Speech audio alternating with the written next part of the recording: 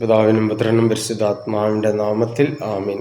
കർത്താവിൽ ഏറ്റവും അനുഗ്രഹിക്കപ്പെട്ടവരെ, നമുക്കറിയാം, നമ്മൾ 10 കൽപ്പനകൾ ധ്യാനിക്കുകയും പ്രാർത്ഥിക്കുകയും ചിന്തിക്കുകയും 10 കൽപ്പനകളിൽ 8ാമത്തെ കൽപ്പന വരെ നമ്മൾ ചിന്തിച്ചു, നമ്മൾ ധ്യാനിച്ചു, നമ്മൾ പ്രാർത്ഥിച്ചു. 9ാമത്തെയും 10ാമത്തെ കൽപ്പന ഒരേ ട്രാക്കിൽ ഒരേ രീതിയിലാണ് അത് പോകുന്നത്. അതുകൊണ്ടാണ് നമ്മളത് ഒരുമിച്ച് അതിനെക്കുറിച്ച് ധ്യാനിക്കാൻ വേണ്ടി നമ്മൾ ആഗ്രഹിക്കുന്നു. അപ്പം ആദ്യമേ നമ്മൾ മനസ്സിലാക്കുക, ഈ 9ഉം 10ഉം മറ്റൊരു വ്യക്തിയുടെ ഭാര്യയെ മോഹിക്കാൻ പാടില്ല.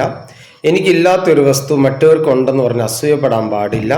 ആ ഒരു സാധനത്തെക്കുറിച്ച് ഞാൻ ആഗ്രഹിക്കാനോ അല്ലെങ്കിൽ അത് എടുക്കാൻ വേണ്ടി ഞാൻ ശ്രമിക്കാൻ പാടില്ല. അപ്പം നമ്മൾ ആദ്യമേ മനസ്സിലാക്കണം, നമ്മുടെ ഫോക്കസ് 9ാമത്തെ കൽപ്പനയിൽ നമ്മുടെ ഫോക്കസ് എന്ന് പറഞ്ഞാൽ നമ്മുടെ ഹൃദയശുദ്ധിയാണ്. ഹൃദയം ശുദ്ധീകരിക്കപ്പെടണം, ആത്മാവ് ശുദ്ധീകരിക്കപ്പെടണം, മനസ്സ് ശുദ്ധീകരിക്കപ്പെടണം.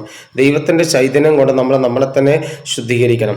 ദൈവത്തിൻ്റെ ശക്തി കൊണ്ട് ഞാൻ ആയിരിക്കുന്ന അവസ്ഥയിൽ നിന്നും ദൈവികമായ അവസ്ഥയിലേക്ക് ഞാൻ കയറി ചെല്ലണം.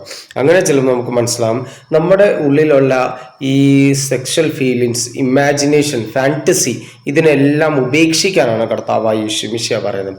കർത്താവായ യേശു മിശിഹ പറഞ്ഞ ഒരു കാര്യം, നിന്റെ ദൃഷ്ടി സ്വർഗത്തിലേക്കായിരിക്കണം. നീ കാൽവരി കുരിശിലേക്ക് നോക്കണം. നിന്റെ രക്ഷകനായ കർത്താവ് സഹിച്ച പീഡകളെ നീ ഒന്ന് ഓർക്കണം. അവിടെ നമ്മൾ ആ ഒരു കുരിശിൽ നോക്കുമ്പോൾ അവിടെ നിന്ന് ദൈവം തരുന്ന ഏറ്റവും വലിയൊരു രക്ഷയാണ് നമുക്ക് കാണാൻ സാധിക്കുക.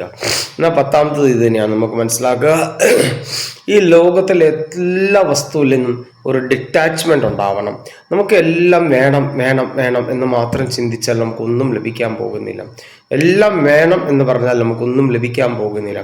എല്ലാം വിട്ടുകൊടുക്കണം.